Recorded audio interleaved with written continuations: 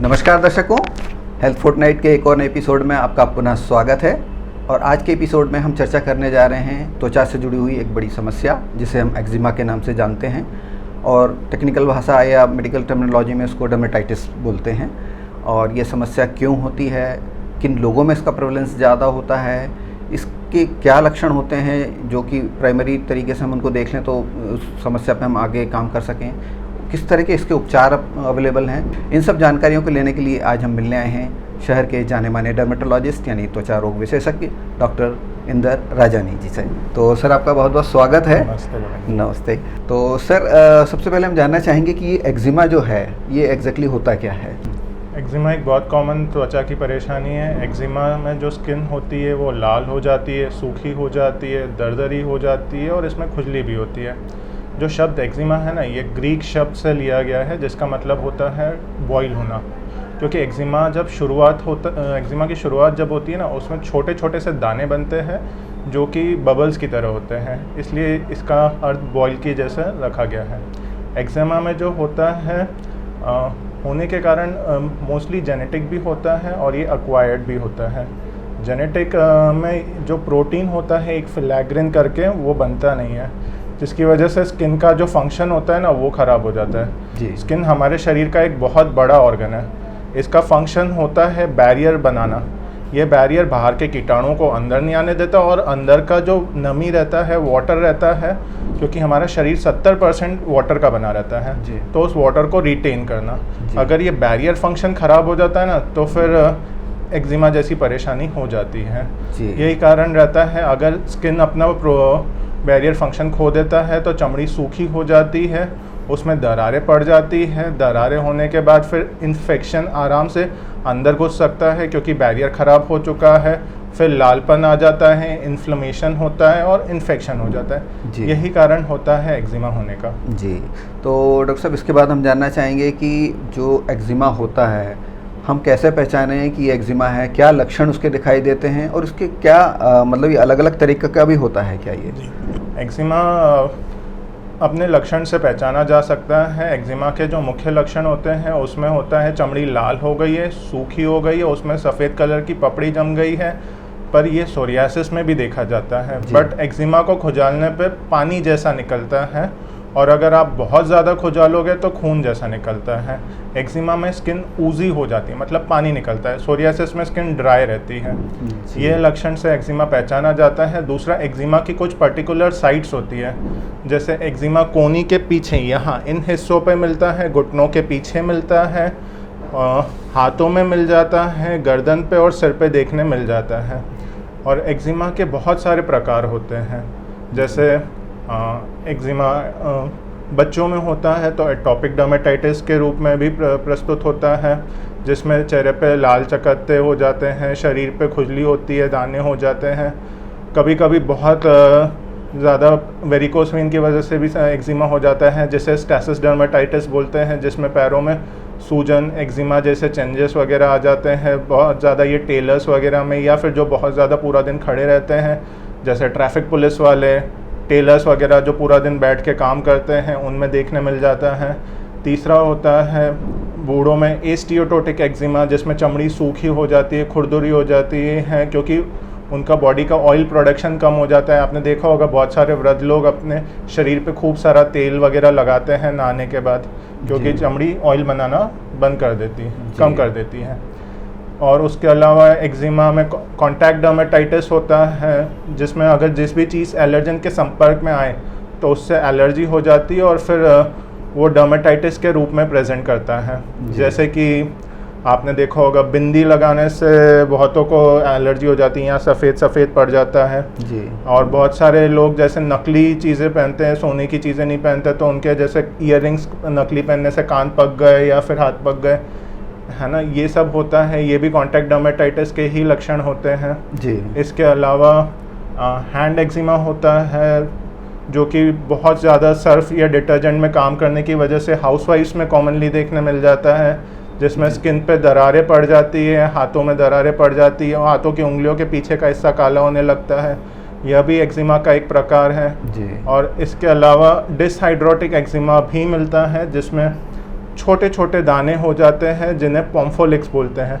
अगर ये पॉम्फोलिक्स हाथों पे होते हैं तो इनको काइरोपॉम्फोलिक्स बोलते हैं, पैरों पे होते हैं तो पोडोपॉम्फोलिक्स बोलते हैं। तो डॉक्टर साहब, जैसा कि आपने बताया कि बहुत सारे फैक्टर्स होते हैं जिनकी वजह से ये ट्रिगर होता है। आपने एक्सटर्नल चीज़ें तो बता दी कि जैसे आप अगर नकली कुछ ज्वेलरी पहन रहे हैं या बिंदी लगा रहे हैं या आप सर्फ या डिटर्जेंट का इस्तेमाल कर रहे हैं तो उसकी वजह से हो सकता है। तो क्या खान पान का भी इससे कोई रिलेशन है जिसकी वजह से ये ट्रिगर होता हो? जी बिल्कुल, खान पान का भी इससे बहुत इम्पॉर्टेंट रिलेशनशिप होता है।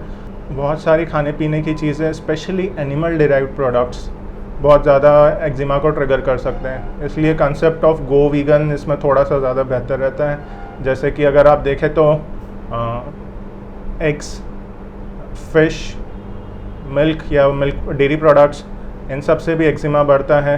खान पान की चीज़ें में अगर और देखा जाए तो सोए और वेनिला, दालचीनी, काली मिर्च, ये सब भी इत्यादि चीज़ें हैं जो कि एक्जिमा को बढ़ा देती है। बट खाने की कुछ चीज़ें और भी होती है जो कि फ़ायदेमंद भी होती है एक्जिमा में, जैसे कि ओमेगा 3 फैटी एसिड्स जिन खाद्य पदार्थों में रहता है, जैसे कि सैल्मन फिश वगैरह रहता है, ये ओमेगा 3 या फिर अलसी के बीज, इन सब में ओमेगा 3 फैटी एसिड्स होते हैं, तो ये एक्जिमा में फ़ायदेमंद रहता है।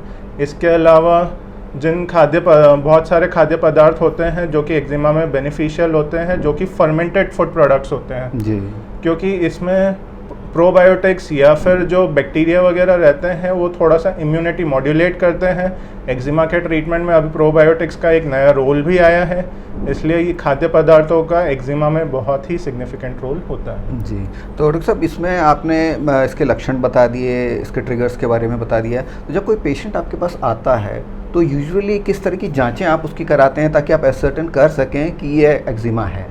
देखिए, एक्जिमा में वैसे तो एक दृष्टिकोण रहता है डॉक्टर का, तो वो देख के ही पहचान जाता है कि यह बीमारी एक्जिमा है, पर फिर भी जांचों का एक अपना ही महत्व होता है।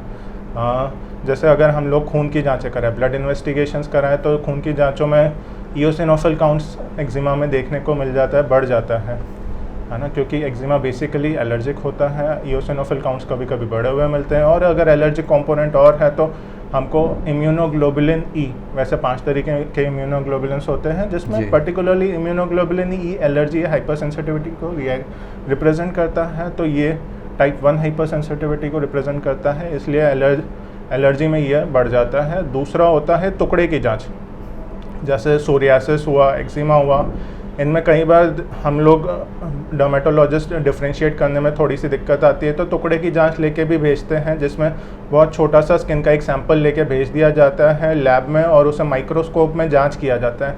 उसमें भी एक्जिमा के कुछ पर्टिकुलर चेंजेस दिख जाते हैं माइक्रोस्कोप से, तो वो कंफर्म हो जाता है कि यह एक्जिमा है।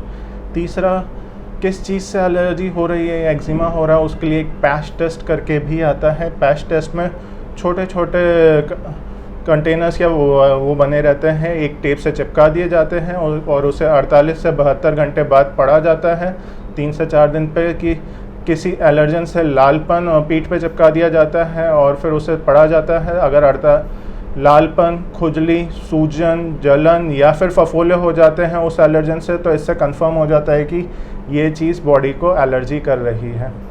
इसके अलावा स्किन प्रिक टेस्ट भी होता है, जिसमें छोटी सी मात्रा में एलर्जन को लेके बॉडी के अंदर इंट्रोड्यूस कर दिया जाता है। अगर बॉडी उससे सेंसिटिव होगी, हाइपर सेंसिटिव होगी, तो वहाँ पे लालपन आ जाएगा, रिएक्शन हो जाएगी, खुजली या सूजन आ जाएगी, तो इससे भी कंफर्म किया जा सकता है कि सामने वाले को इस चीज़ से एलर्जी है। तो ये सारी जाँचें होती हैं एक्जिमा के लिए। जी। तो डॉक्टर साहब, इसके बाद हम जानना चाहेंगे कि आपने बताया था कि इसकी अलग अलग जो स्टेजेस हो सकती हैं, तो अगर शुरुआत से लेकर के इसकी एडवांस स्टेजेस तक इसको आप कैसे क्लैरिफाई करते हैं या कैसे क्लासिफाई करते हैं, इसके बारे में थोड़ा बताएं। देखिए, एक्जिमा की अलग अलग स्टेजेस होती है। एक्जिमा एक्यूट स्टेज में भी प्रेजेंट करता है, क्रॉनिक स्टेज में भी प्रेजेंट करता है। अगर किसी को एकदम शुरुआती एक्जिमा है तो वो एक्यूट स्टेज में प्रेजेंट करेगा, जिसमें लालपन, सूजन, खुजली, छोटे छोटे दाने या ब्लिस्टर्स बहुत कॉमन होंगे, उसको हम वीपिंग एक्जिमा भी बोलते हैं, है ना। उसमें सिवियरिटी, रेडनेस बहुत ज़्यादा होगा, और उसके अलावा अगर ये एक्जिमा क्रॉनिक स्टेज में प्रेजेंट करता है तो लालपन उतना नहीं होगा, बट खुजली मरीज़ को तब भी उतनी ही होगी, चमड़ी मोटी हो जाती है, जिसको हम लाइकैनिफिकेशन भी बोलते हैं, मोटी हो जाती है, खुजलने की वजह से काली हो जाती है, थोड़ी थोड़ी सी सफ़ेद भी पड़ जाती है अगर ज़्यादा खुजली की हो, तो ये क्रॉनिक एक्जिमा रहता है। तो एक्यूट से लेके क्रॉनिक एक्जिमा में पेशेंट प्रेजेंट कर सकता है हमारे पास। तो डॉक्टर साहब, इसके बाद मैं जानना ही चाहूँगा कि जो एक्जिमा है, अगर इसको हम जेंडर वाइज देखें, एज वाइज देखें, तो किस तरह से आप देखते हैं कि मतलब बच्चों से लेकर अगर बुजुर्गों तक और महिलाओं और पुरुषों में इसका किस तरह का प्रेवलेंस होता है? देखिए, जैसे कि बच्चे एक्जिमा किसी भी उम्र में प्रेजेंट कर सकते हैं, नवजात से लेके बूढ़ी उम्र तक, है ना। एक्जिमा जैसे अगर बच्चों में देखा जाए तो जब भी शिशु पैदा होता है, अधिकतर बच्चों में एटोपिक डर्मेटाइटिस के रूप में एक्जिमा प्रेजेंट करता है। कभी कभी बच्चों को डायपर पहनने की वजह से भी डर्मेटाइटिस हो जाता है या एक्जिमा हो जाता है, जिसको डायपर डर्मेटाइटिस कहते हैं। ये उसकी बेसिकली यूरिन या फीकल मटेरियल जो जमा हो जाता है डायपर में, उसकी वजह से होता है। और इसके अलावा बच्चों में अगर आप देखें तो सीबोरिक डर्मेटाइटिस भी रहता है, जिसमें सर पे या मोटी मोटी सी पपड़ी जम जाती है, जिसको हम लोग क्रैडल कैप अपीयरेंस भी बोलते हैं।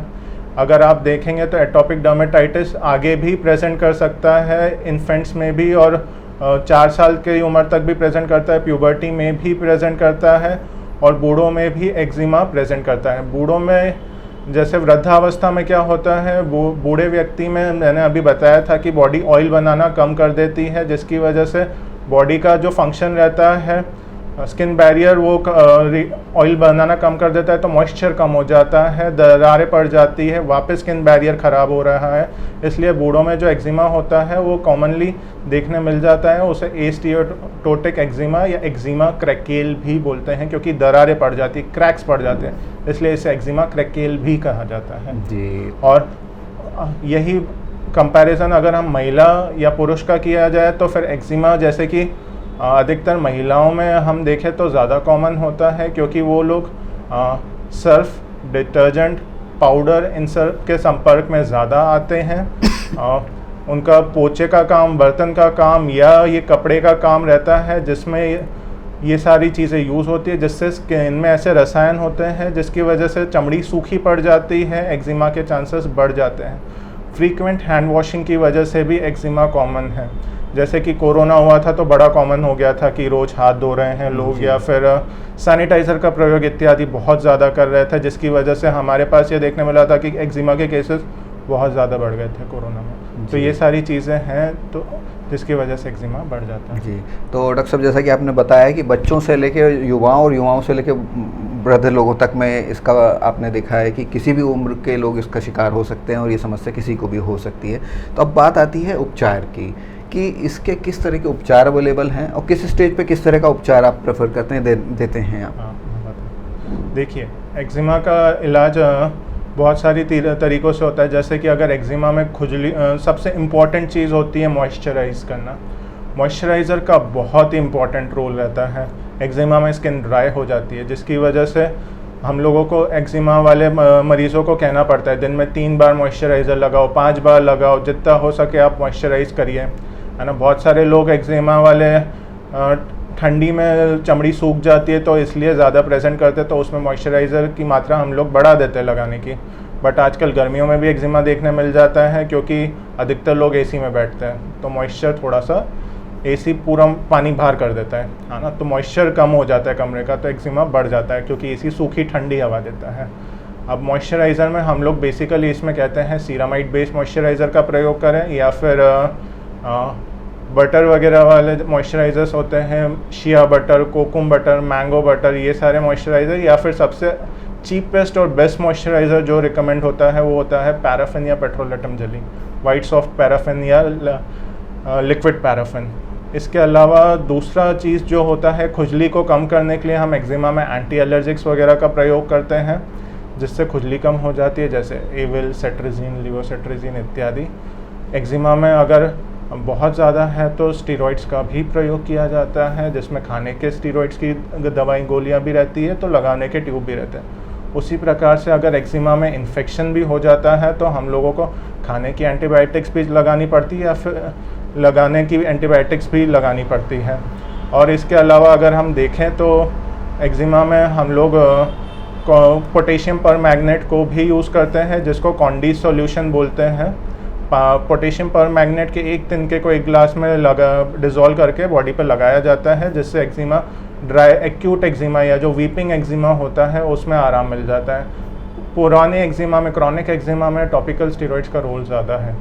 इसके अलावा हम लोग खाने की दवाइयों में जैसे मिथोट्रिक्सेट या साइक्लोस्पोरिन भी यूज़ करते हैं, क्योंकि ये सब इम्यूनोमॉड्यूलेटर्स है। एक्जिमा अगर बहुत ज़्यादा होता है तो इन सारी दवाइयों का भी प्रयोग में लिया जाता है। जी, तो डॉक्टर साहब एक बात और दिमाग में आती है किसी भी पेशेंट की कि अगर उसको एक्जिमा हो गया है और लंबे समय से प्रिवेल कर रहा है, तो क्या ये कम्प्लीटली क्योरेबल है?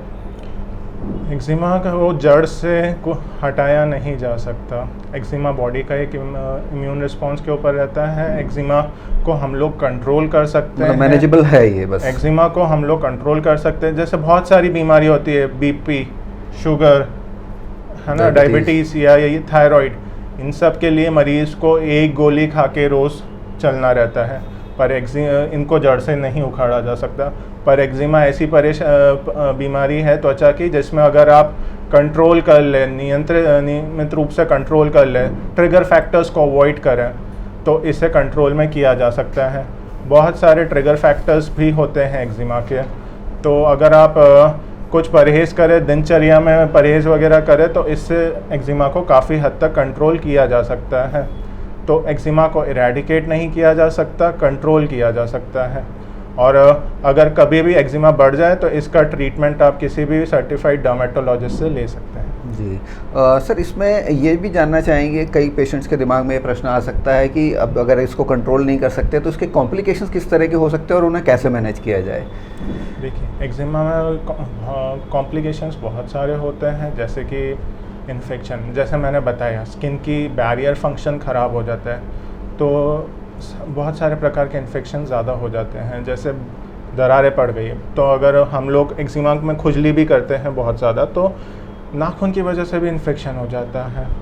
तो एक्जिमा में बैक्टीरियल इन्फेक्शन बहुत ज़्यादा हो जाता है, जिसमें खुजालने पे कभी कभी हमने देखा होगा एक्जिमा में पीले कलर का पदार्थ या रसायन जैसा लिक्विड भी निकलता है, तो वो इंडिकेट करता है कि एक्जिमा इन्फेक्टेड हो गया है। बैक्टीरियल इन्फेक्शन कॉमन होता है, और अगर इसका ट्रीटमेंट ना करा जाए तो इन्फेक्शन गहराई तक पहुंच के सेल्यूलाइटिस में भी कन्वर्ट हो सकता है। दूसरा, वायरल इन्फेक्शन भी एक्जिमा में बहुत कॉमन है। हर्पीस नाम की एक बीमारी होती है जो कि बहुत ही लोकलाइज्ड और सीमित होती है, पर एक्जिमा वाले पेशेंट्स में ये बीमारी बहुत ज़्यादा उग्र रूप ले लेती है और काफ़ी हद तक शरीर के लंबे हिस्से में फैल जाती है। इसे एक्जिमा हर्पेटिकम भी बोलते हैं। मोलस्कम कंटेजियोसम, जो कि एक वायरल इन्फेक्शन होता है, बच्चों में बहुत कॉमन तरीके से देखा जाता है। नॉर्मली मोलस्कम के 4-5 दाने देखने मिल जाते हैं छोटे बच्चों में, या 6-7, बट अगर एक्जिमा हो तो बहुत ज़्यादा देखने को सीवियर फॉर्म ऑफ मोलस्कम भी मिल जाता है। इसके अलावा एक्जिमा में डिप्रेशन या एंजाइटी भी हो जाती है लोगों को, क्योंकि एक्जिमा अगर एक्सपोज्ड एरियाज़ पे हो जाए, हाथों पे या फिर चेहरे पे, तो सामने वाले का कॉन्फिडेंस या मोरल बिल्कुल डाउन हो जाता है, तो उसकी वजह से उसका क्वालिटी ऑफ लाइफ भी ख़राब होता है। एक्जिमा होने की वजह से दूसरे जो कॉम्प्लिकेशंस होते हैं वो होते हैं नींद ख़राब होना, क्योंकि तनाव से भी एक्जिमा बढ़ता है। और बच्चों में अगर एक्जिमा हो जाए तो वो दिन भर खुजालते रहते हैं, रोते रहते हैं, नींद ख़राब होती है। अगर बच्चे की नींद ख़राब हुई तो पूरे बड़े घर की ही नींद ख़राब एक तरीके से। और ऑस्टियोपोरोसिस भी एक कॉम्प्लिकेशन है जिसकी वजह से एक्जिमा जो एक्जिमा के मरीज़ों में देखने मिलता है, क्योंकि हमने देखा है कि एक्जिमा के ट्रीटमेंट के लिए काफ़ी हद तक स्टीरॉइड्स वगैरह चलते हैं। लंबे समय तक स्टीरॉइड्स चलने की वजह से बोन की मिनरल डेंसिटी कम हो जाती है, जिसकी वजह से आगे चल के ऑस्टियोपोरोसिस जैसी समस्याएं भी देखने मिल सकती हैं। जी, तो डॉक्टर साहब, जैसा कि आपने बताया कि बच्चों में भी हो सकता है, बड़ों में भी हो सकता है, और इसके कॉम्प्लिकेशंस भी बहुत सारे आपने बताए हैं। तो एक प्रश्न ये और मैं जानना चाहूँगा आपसे कि अगर घर के किसी सदस्य को एक्जिमा हो गया है तो क्या ये एक से दूसरे व्यक्ति में ट्रांसफ़र हो सकता है, और अगर हो सकता है तो घर के लोगों को किस तरह के प्रिकॉशंस लेने चाहिए? नहीं, पहली बात तो एक्जिमा संक्रमित नहीं होता है। एक्जिमा अगर किसी भी बंदे को है तो वो उसी तक ही सीमित रहेगा, किसी भी दूसरे व्यक्ति तक ट्रांसफ़र नहीं होगा। बट हाँ, एक्जिमा में घर में दूसरे व्यक्ति सिंस ये नॉन ट्रांसफरेबल बीमारी है, संक्रमित नहीं होता, तो सामने वाला दूसरे व्यक्ति से अगर संपर्क भी बनाता है या कांटेक्ट में भी है तो उसको ट्रांसफ़र नहीं होगा। बट अगर एक्जिमा वाला व्यक्ति अपनी दिनचर्या में बहुत सारे मॉडिफिकेशंस कर ले तो उसका ये बीमारी बहुत हद तक कंट्रोल हो जाएगा और फिर आगे नहीं बढ़ेगा। जैसे दिनचर्या में मॉडिफिकेशन की बात की जाए तो मॉइस्चराइज़र का खूब प्रयोग करें, है ना। मॉइस्चराइज़र जैसे मैंने अभी पहले गिनाए थे सिरामाइड टाइप के होने चाहिए, बट मॉइस्चराइज़र में कुछ कुछ चीज़ें नहीं भी होनी चाहिए, जैसे यूरिया बेस्ड मॉइस्चराइज़र, लेनोलिन जो कि एक शीप से मिलता है, वूल वैक्स रहता है, मॉइस्चराइज़र्स में एडेड होता है, ये भी एक्जिमा बढ़ा सकता है। प्रोपाइलिन ग्लाइकॉल करके पदार्थ होते हैं, ये सारी चीज़ें मॉइस्चराइज़र में न रहे तो फिर एक्जिमा न बढ़ेगा। दिनचर्या में और भी बहुत सारे परिवर्तन कर सकते हैं, जैसे कि हाथ वगैरह हैंड वॉश से ना धोए, सैनिटाइज़र का ज़्यादा प्रयोग ना करें। हैंड वॉश करने से बहुत ज़्यादा स्किन ड्राई हो जाती है, इसलिए सिंडेड बार्स आते हैं उनका ही प्रयोग करें। एक्जिमा में बहुत सारे और भी मॉडिफिकेशंस है, जैसे कि आप एसी में की जगह वो डेजर्ट कूलर का प्रयोग कर सकते हैं, और इसके अलावा आप कमरे में ह्यूमिडिफायर भी लगा सकते हैं जिससे कमरे में नमी बनी रहे। या फिर एक देसी तरीका भी है, कमरे में अगर आप 3 घड़े या मटके रख देंगे तो उनसे भी कंटिन्यूस पानी इवोपोरेट होता रहता है, कमरे में नमी बनी रहेगी। तो जिस भी व्यक्ति को एक्जिमा है वो ये देसी तरीके अपना सकता है। इसके अलावा ब्लीच वगैरह भी रहता है, पानी में मिला के नहाने से फ़ायदा होता है। तो जिनको इन्फेक्टेड एक्जिमा हो रहा है वो लोग भी अगर ब्लीच वगैरह से नहाएंगे तो उनको उससे भी फ़ायदा होगा। और ये ऊनी कपड़े ना पहने, है ना। जैसे मैंने बोला था एनिमल प्रोडक्ट से एक्जिमा बढ़ जाता है, तो ऊनी कपड़ों से भी एक्जिमा पड़ता है और सिंथेटिक से भी बढ़ जाता है, तो इसलिए कॉटन के कपड़ों का ही ज़्यादा प्रयोग करें। ये सारी चीज़ों का ध्यान रखेंगे तो एक्जिमा नहीं बढ़ेगा। जी, बहुत बहुत धन्यवाद आज की जानकारी के लिए डॉक्टर साहब। आपने एक्जिमा जैसे बड़े विषय को आपने सारगर्भित तरीके से हमारे दर्शकों को बताया। हम उम्मीद करते हैं दर्शकों कि आपको अगर एक्जिमा से जुड़े हुए कोई प्रश्न रहे होंगे तो सारे प्रश्नों के उत्तर मिल गए होंगे। इसके बावजूद अगर आपके मन में कोई और प्रश्न हैं तो आप हमारे कमेंट बॉक्स में लिख के भेज सकते हैं। जब हम डॉक्टर साहब से अगली मुलाकात करेंगे तो आपके प्रश्नों के उत्तर लेने की पूरी कोशिश करेंगे। आज का एपिसोड हम यहीं समाप्त करते हैं। बहुत बहुत धन्यवाद। Thank you very much sir.